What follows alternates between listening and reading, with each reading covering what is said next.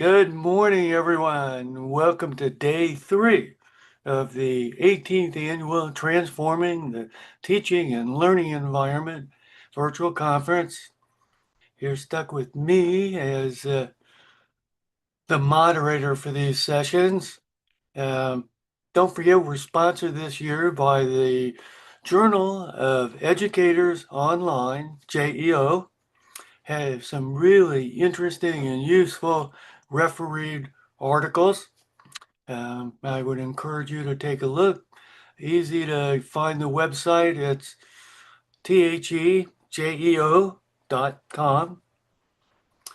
And also make them feel like they're getting their money's worth out of sponsoring. We have with us today Brandy Westmoreland. And Brandy, as you can tell, is at East Texas A&M. What's the mascot?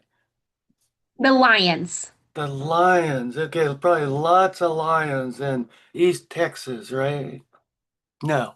Uh, Brady is a faculty instructional designer in the wonderful College of Innovation and Design. She's taught and designed online learning since 2005, focus on competency-based education, and tries to create value in AI-supported learning environments.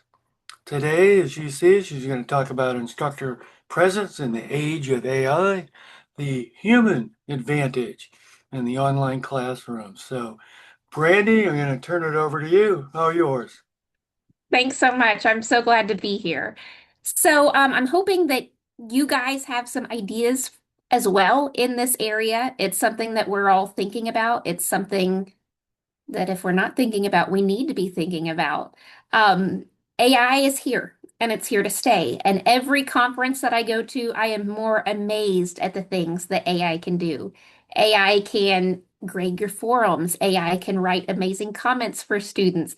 AI can create courses.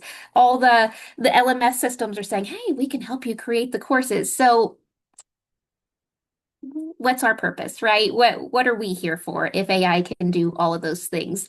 That's the question that I've been asking um, these last few years. So my name is Brandy Westmoreland. I am a faculty instructional designer in the College of Innovation and Design at East Texas A&M.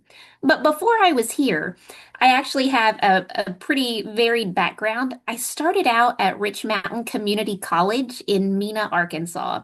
And it was a small community college. We had 19 full-time faculty members and around 800 students. And I was asked to come there and teach online courses. And they said, "We don't think we have many students who will want to take online courses, but we have a few here and there who really need that online environment."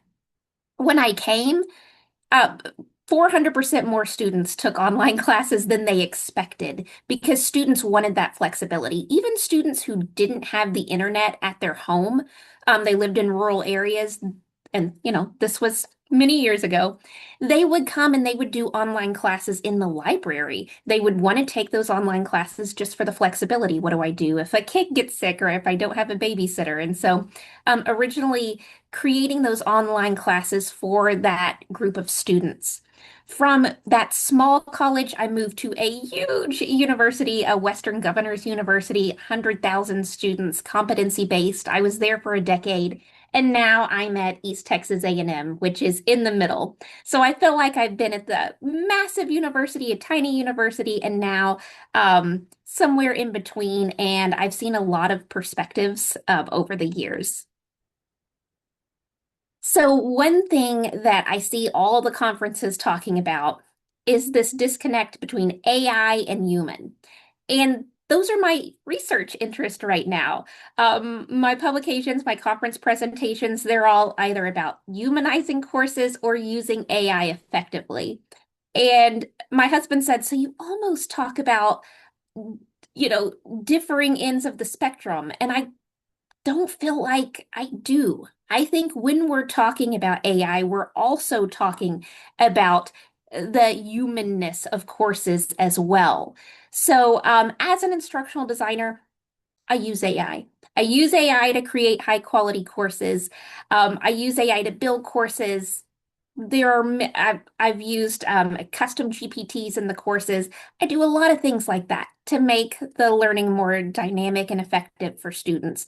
But as I'm doing that, I'm also looking at the human aspect, and I'm asking questions like, how do we make our online courses more personal? How do we create that human connection with students? I think that's extremely important. So this is my grandfather, Dale J. Payton, and he suffered from Alzheimer's. It was so hard to watch. He was the strongest person I knew. He was a tree farmer, and then he just lost himself. Those last years, he didn't really remember much of himself. He forgot who I was, but I still would regularly go and visit him. And this picture is actually from the last time I saw him, a couple days before his death. And when I walked in, he said, you look like my school teacher. And he told me about his teacher. She was a retired professor from Iowa State University, and somehow she retired from the university and she came and she taught at the high school. He told me, oh, these are the books she read, and she did this and she did that. And when I left, I thought about how he didn't even remember me, his granddaughter, but he remembered his teacher from high school. And he was telling me all of these details from her life. And that really, as an educator myself, when I left there, I was amazed by the impact that she had on his life.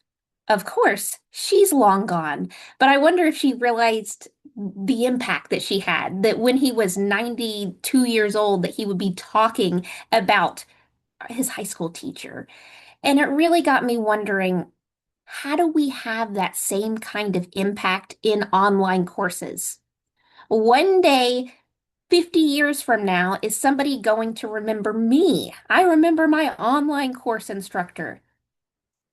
I don't know that it's going to be the same, but I really hope that we can look for things that we can do to have that same type of impact. So, I have three children, 19, 15, and 13. And my middle son, man, he is sarcastic and he thinks that college is a scam. He says, "Mom, I can go to ChatGPT and I can find out whatever I want. I can find out, right now he's teaching himself geometry because they don't have a geometry teacher in his high school classroom. He can figure out whatever he wants, right? The things that we want to do. How do I create a pivot table? How do I balance chemical equations? AI will break it down step by step, help you if you get lost.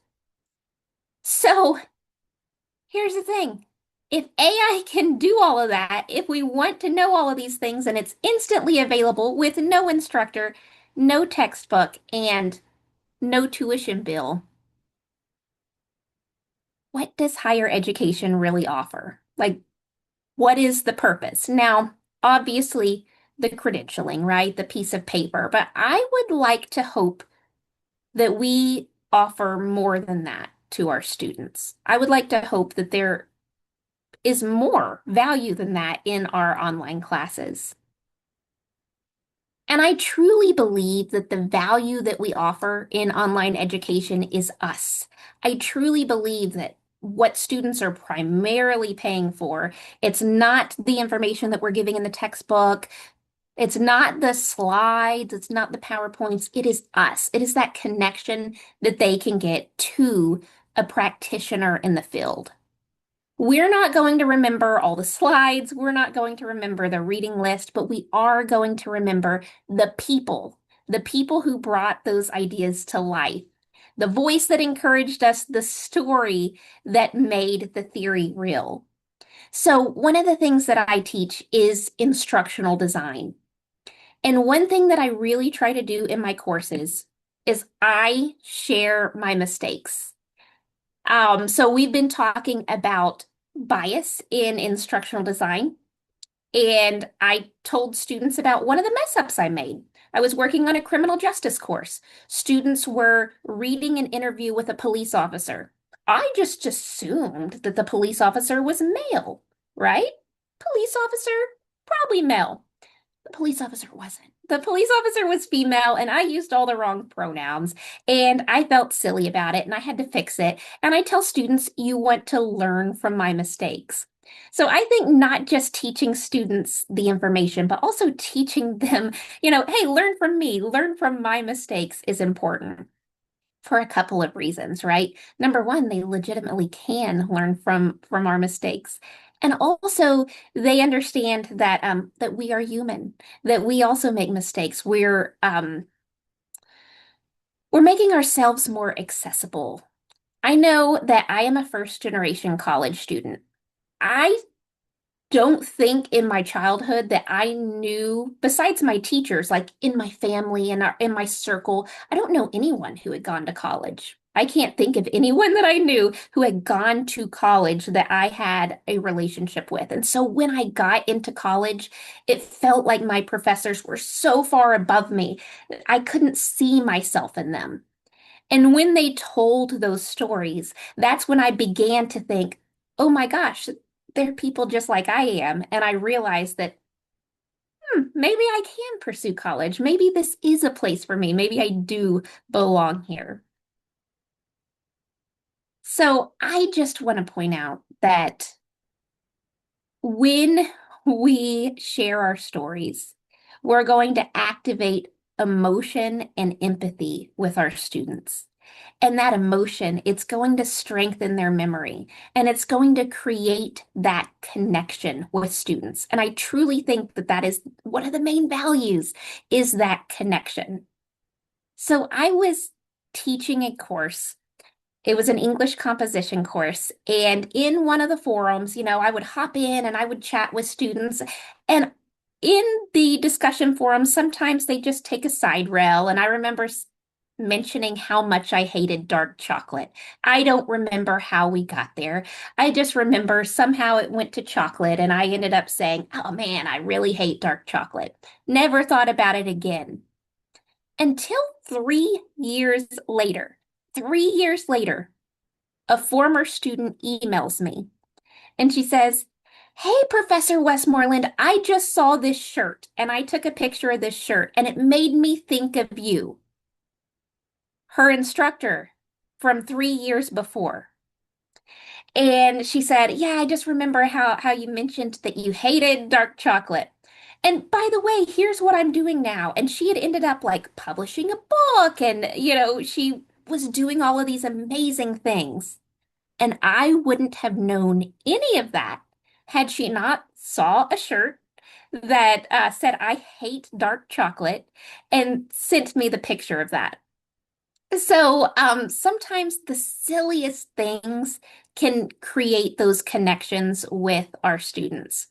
I still remember some of the stories that I heard from my own professors. One professor who studied in the nunnery where Mary Shelley's Frankenstein was written. And I remember her descriptions of the place, and I remember how real it all felt. That matters. That is the power of human context, and it makes everything real for students.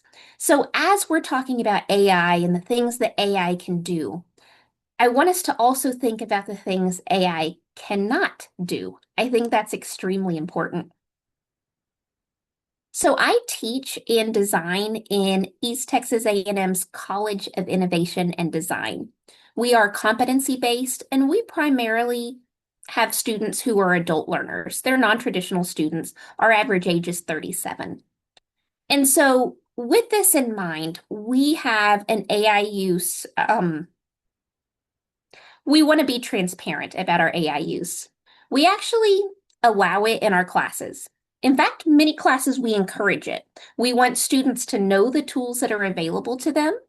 And AI is a great tool. I want to be honest, it's a fantastic tool. I use it every day.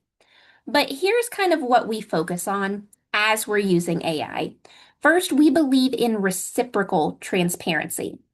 So I tell students, hey, this image was created using whatever tool, AI Firefly with the prompt, ta ta ta. I put that in my classes, right? I let the students know, hey, this rubric was created with AI so that they can see how I'm using AI and when I'm using AI. And then we ask them to do the same.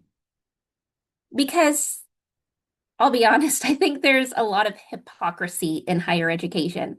I think a lot of times we're telling students, you may not use AI when we ourselves are using AI and just not telling them. So, what we try to do is we try to just be transparent and then we ask students to do the same because that seems fair. We also want to make sure that when we're using AI, there is a specific purpose for it. And I've been to all of these conferences and I've heard all the things that AI can do. And there are some things that I just don't want AI to do. I don't want AI to give final feedback and grade presentations for me. I think that there are some things that need to be reserved for the instructor. I feel like that's what I'm getting paid for, and I'm going to do that. If students wanted feedback from ChatGPT, they could go get it for free and not pay tuition, right? So I believe in purpose-driven uses and assignments as well. Okay, you can use AI for this part, but don't do it for this part because you want to write your own reflection. We also try to have visible thinking. We try to explain when we use AI and why we used AI in certain situations. And then just accountable ownership. If you're putting information into a class, you are ultimately responsible for it. I don't know if you all heard about the anatomy and physiology textbook that was written by AI and had a lot of mislabeled diagrams. AI is great for a lot of things, but ultimately you're responsible for everything you put in your course, right? And the same is true for students. If you use AI, you better verify it. You got to make sure that it's saying what you want it to say and that all the information is real and true and all of that. So that's kind of our four-pronged approach that we have in the College of Innovation and Design. But one thing that we're noticing, especially today, is I think more than ever, students truly crave connection. They want that connection with somebody. They don't want perfection. They want to know that somebody cares. They want to know who we are. I like to make a lot of videos in my classes. I find that just short videos, students really love them. And I found that the videos that I did my makeup and I wore a suit, I never got feedback on those. But if my hair is messy or if my dog's in the background or, you can see some dirty laundry in the background, students a lot of times email me, hey, what's your dog's name? Hey, I saw that you're doing laundry. That's hilarious. Kind of weird, right? But it just humanizes us. And I try to be less polished now. I try to be more real now. I invite my dogs to come in when I'm making a video because I know that it's going to get some students emailing me, what's your dog's name? What kind of dog are they? How long have you had them? And that just creates that connection. And in this world where I may never meet my students in person, I think that's even more important. Students need to know who we are and how we got here because I want them to know that they can get here too, right? I want them to see themselves in me. And so I feel like when I share my humanity, they feel safe enough to share theirs as well. So I believe that in every online class, as much as possible, it's important to get on video so that students can see who you are. And I'm teaching competency-based education. So in my current competency-based courses, students are moving at their own pace. So we don't have discussion boards because some students go and they finish the entire class in 5 days, and some students take the full 7 weeks that we give them. So if we said week one discussion board, that doesn't really work, right? And so where's that connection, right? Well, I truly believe that you're going to have a lot of that in the feedback. And one thing that I truly believe is that feedback primarily is the teaching that we're doing these days. The course pretty much stays the same from session to session. In our university, we build the course and then we just bring in someone who teaches it. So, what is the teaching? It's the feedback that I'm giving to the students, that personalized feedback. But how can we make it personalized? Now, my PhD is in English.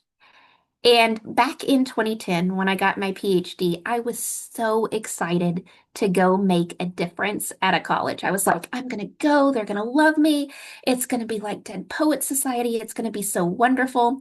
And they turned in their very first research papers. And I tell you, I spent hours poring over their research papers. I put positive comments. I put negative comments. I put, oh, this is a beautiful sentence. It reads gorgeous. I circled the things I wanted them to have all the feedback from me. And man, I was exhausted when I passed back the feedback, but I just knew that these students were going to take the feedback and they were going to pour over all of it. And they were going to be so happy about it. This was an in-person class, so I knew they were going to love it. And then as the students took the papers, I saw multiple students look at the grade, and then as they were walking out of the classroom, they threw the paper in the trash can. Okay, they looked at their grade. Okay, they threw it in the trash can. They did not pour over all of these comments that I had spent all that time writing for them. And let me tell you, that changed something for me. From then on, I started to think about how I can be more deliberate with the feedback that I give students. There is such thing as too much feedback. And I've seen some of the feedback that the AI tools can give, and it just each rubric comment is paragraphs in length. And I'm wondering if students are doing the same thing. Are they poring over all of that information, or are they looking at their grade and basically throwing it away? So here's what I try to do in my courses. That human connection, I try to keep it in everything, my feedback, my interactions with them. But one major thing that I want to do is get on video. I want them to see who I am. I want to tell their story, tell my story, listen to their stories, and then those proactive personal touches. So here is how I approach feedback now. Some of mine don't even look at their grades because they are worried it will make them feel bad about something they worked really hard on. Absolutely, Kimberly, that makes me so sad. But one thing that I do is whenever a student turns in an assignment, and y'all are going to think I'm crazy. Some of y'all are going to think I'm crazy. I record a video for that student. So if they turn in a paper, they're going to get a little bit of written feedback from me. Not much. There's going to be a bit of written feedback, but they're going to get a video. And I promise you, it does not take as much time as you think. I'm going to record a quick, like 2-minute video for the student, and I'm going to use the student's name. And I'm not going to focus on every little, your sentence here was wrong, your sentence here was wrong, because, that's not that helpful. Instead, I'm going to take a step back. I'm going to start with something positive. I'm going to let the students know where I struggle, and I'm going to give them some basic zoomed out comments. And I have taught in Brightspace, Canvas, and D2L is what I do now. And they all offer this where you can do video feedback to students. And I would really encourage you, if you haven't used video feedback, to consider using video feedback because I think it is probably the most important part of my teaching to create a personal connection with the student. So when I'm recording this, I don't go like change into a suit. I don't have wherever I am, that's fine. And I go on and I don't script it. I don't edit it. I just hop on right after reading the student's paper and I say, "Hi, John. Thanks so much for submitting your paper. I just read it. I really liked your thesis. You've done so much of a better job since last time. Your thesis is much more specific. But here's the part I'm struggling with this time. I followed your argument through the third paragraph. I get what you were saying about such and such. But then I kind of got lost when you say this. I don't entirely understand what that means. Could you give me more explanation? Could you give me more detail here? And so instead of like, this is a run-on sentence, not really helpful, right? Grammarly could do that. I'm going to tell the student, here's what I understood about your paper. Here's the part that I struggled with.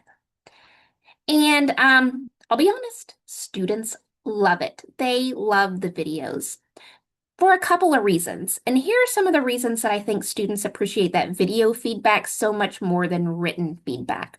The first is that they can hear the tone and not just the corrections. I always smile. Hey, John, thanks so much for submitting that paper because I truly, truly do appreciate my students. I enjoy reading what they write. I do. I always enjoy it. And I'm personalizing that feedback. It's not just automated, here's what you did wrong, but here's what you did well. And I'm explaining where I got lost in your paper. I'm explaining what you could do better. You know how many times, like, if you got a if you went to grad school, you would read your comments and you wouldn't really understand what they were saying, and you would make yourself go to office hours and they would talk through those comments and you would understand them. There is something about hearing it verbally that makes it easier for students to understand. In these videos, they know that a human being was reading their paper, and they really tell students, hey, I see you, I see your work, and you matter to me. So I have found that video feedback is extremely impactful. Um, and studies have too. Like 100% of students agreed that video feedback increased their confidence as a writer. Well, I mean, I'm sure it was a small study, but that is helpful. And in today's society where we don't have those connections with our students, I truly think that videos are one way that I can make those connections. Because remember, think about feedback. Feedback is a social process. Feedback is a two-way street. You're very vulnerable turning something in. And so I want to be vulnerable as well. I'm like, hey, I'm coming through, I'm talking through. If I say I say they get to see the real me talk through the paper just if they were to come into my office. And I've had people push back and say, this has got to take forever. But for me, the way that I do it, it truly doesn't take any longer than trying to make a bunch of comments on the paper itself. I open it up, I talk through it, I press save, it adds the captions automatically, and students have what they need. So this is one way to turn feedback into a conversation. And here's the thing. So many times students will email me after receiving my feedback and they will say, thanks so much for the video. You know, you said you got lost in paragraph 4 and I didn't realize this. What would happen if I did this? And I didn't ask them to email me. They just do because it turns it into a personalized conversation. And it just increases my presence there. And I think it makes students feel less isolated. So I didn't ask students for any type of comments on my video feedback. It's just part of my practice.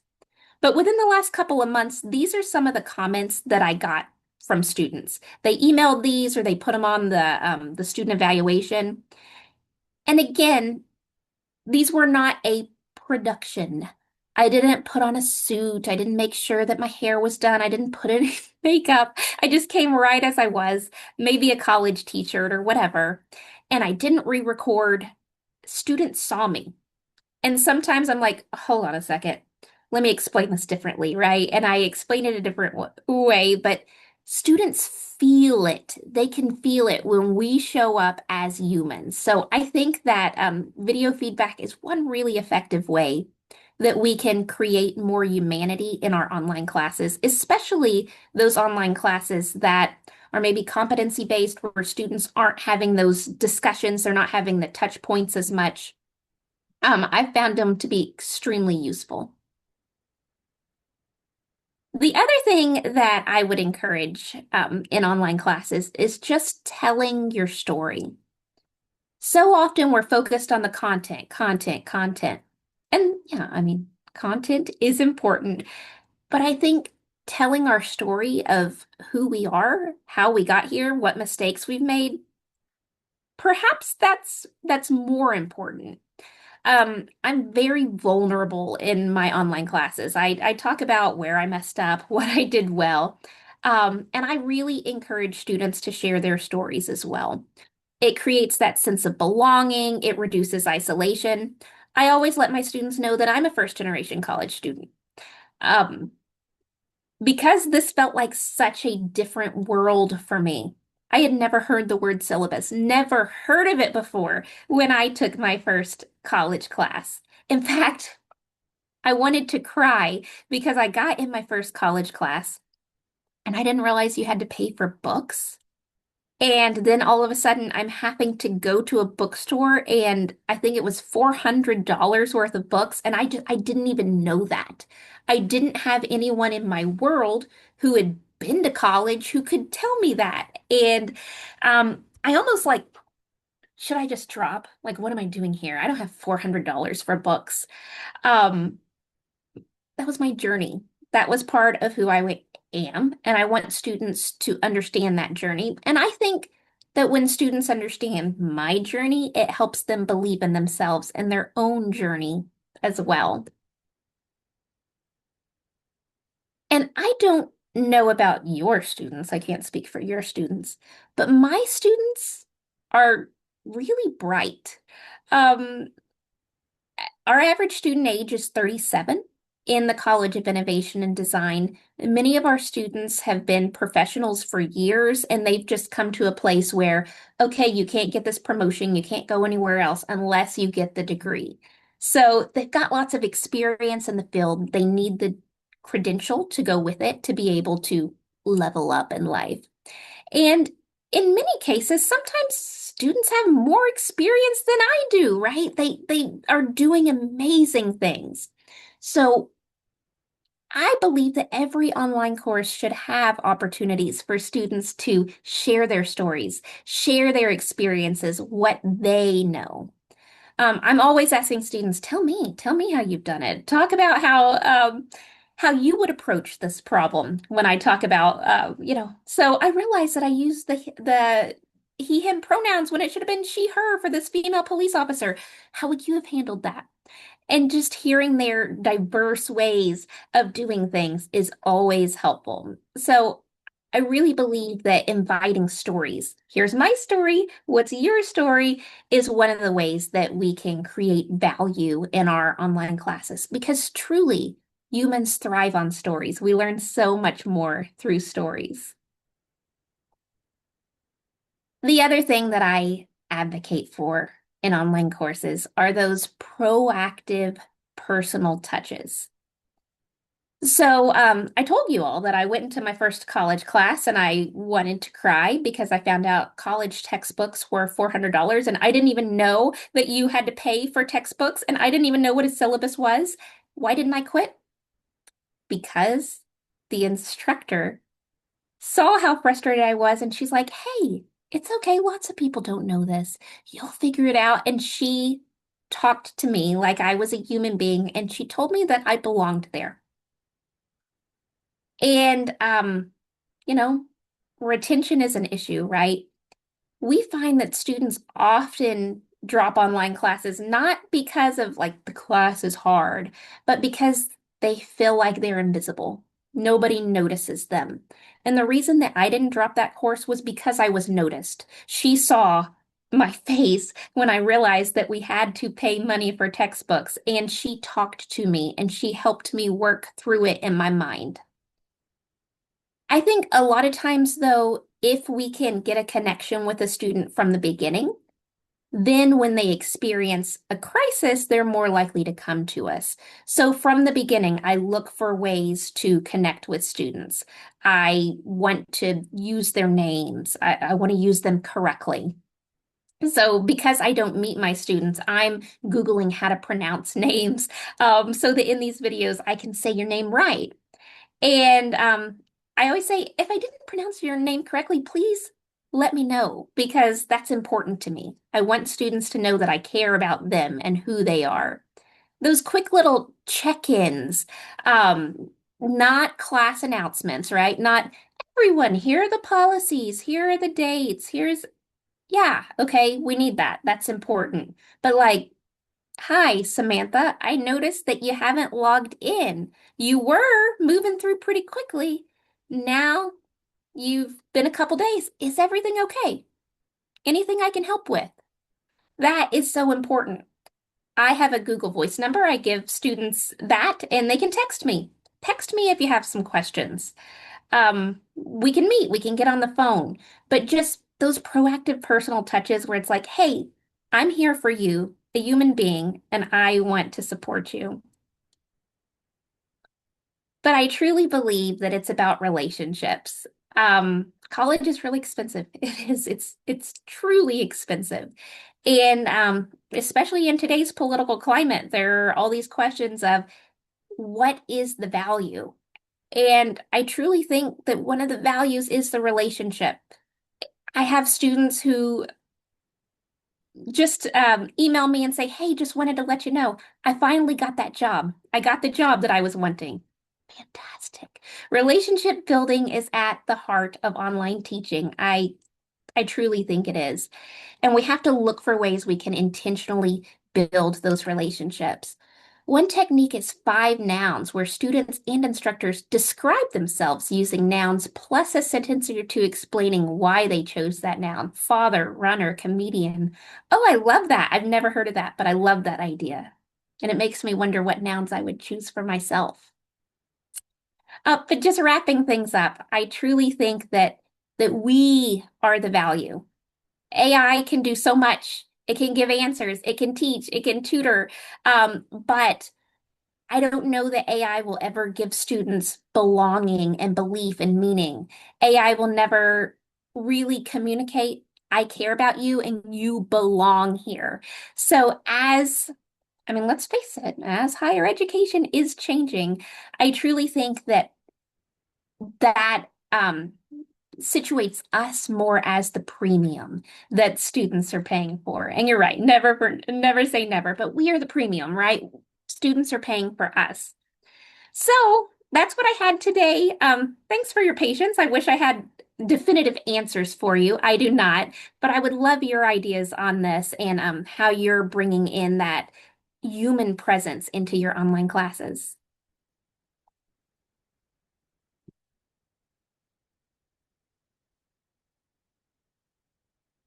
So I love this. I love this presentation, and I have to say, like my friend and I are doing a presentation where we actually talk about some of the things that we do to humanize our online courses.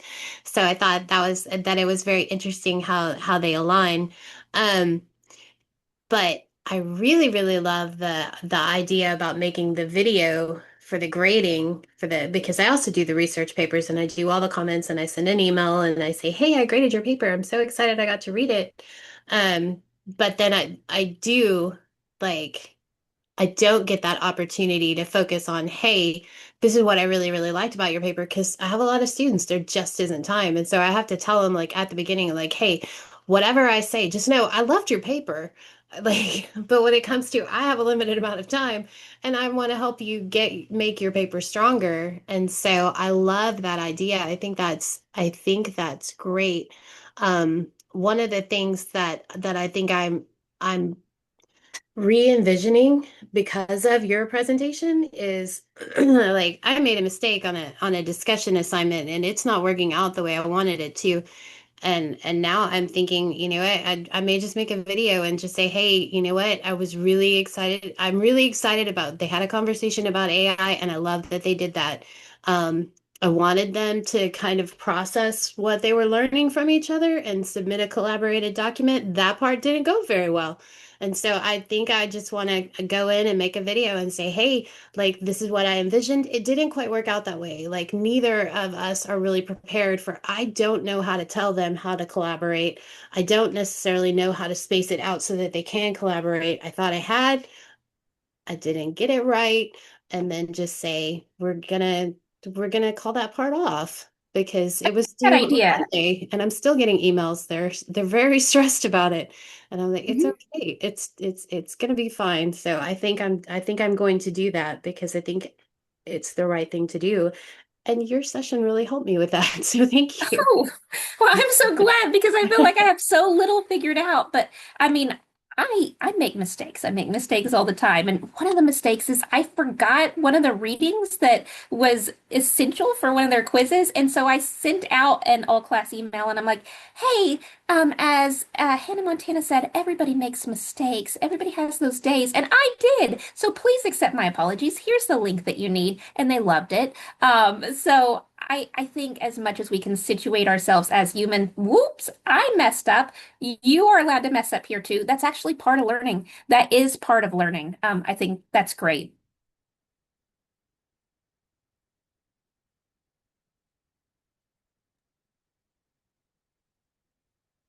I've had faculty, something at the very beginning of the term, even really post it the week before it starts, the whole thing with whatever, no, five nouns, 10 nouns, whatever, where each student and the instructor describe themselves in five nouns.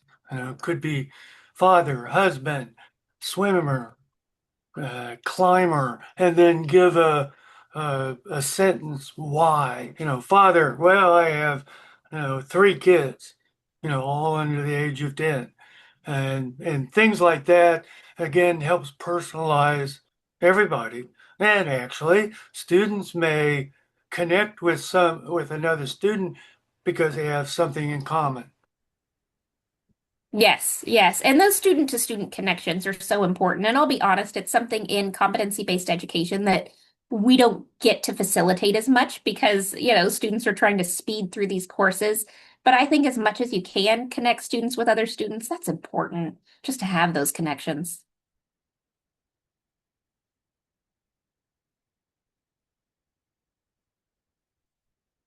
Or even things like uh, if you know where students are located.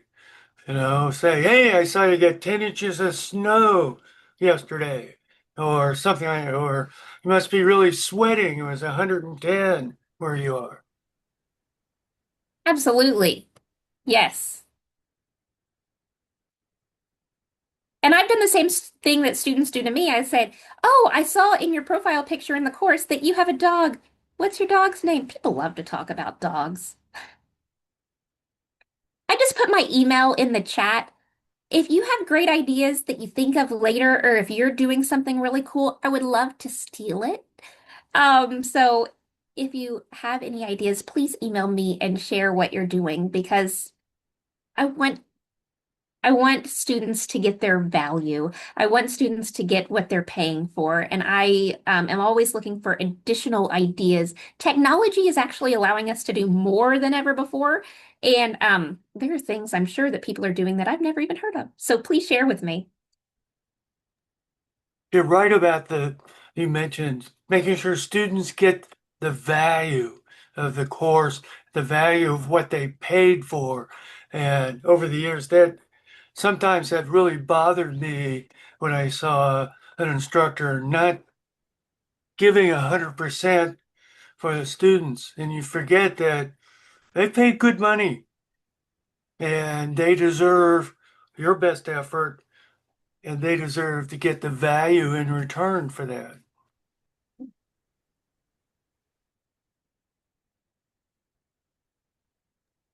Sorry, I get on my soapbox. Any other questions, comments from anyone?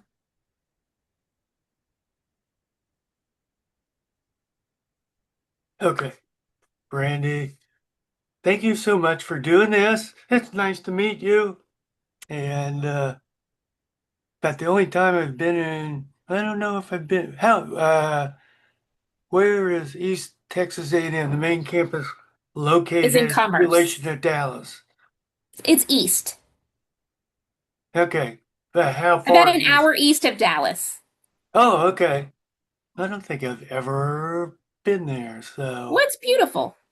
But you know, most of the students in our online college never even come to campus. They've never stepped foot on the campus before, so it's interesting.